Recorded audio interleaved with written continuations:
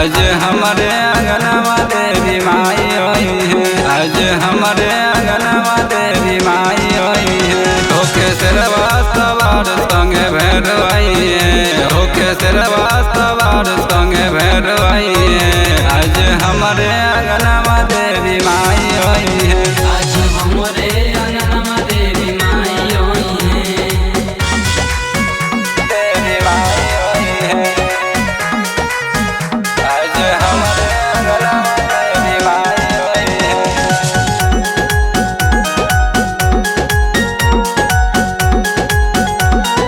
लिपि पोती अंगना कैनी पूरा तैयार हो।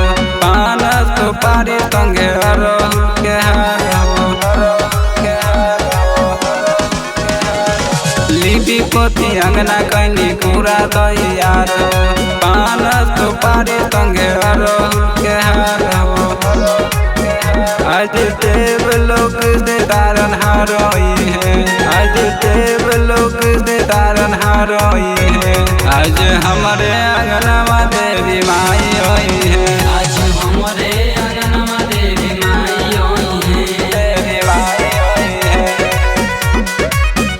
आज हमारे अंगनवा देवी माई आई है।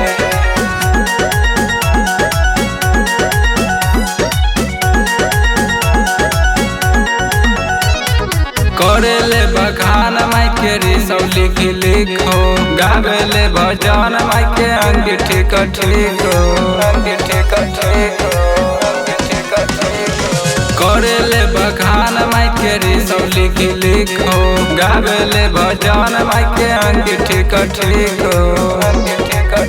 नव देवी के रूप नव दिन रही है। नव देवी के रूप नव दिन रही है। आज हमारे अंगनवा देवी माई आई है।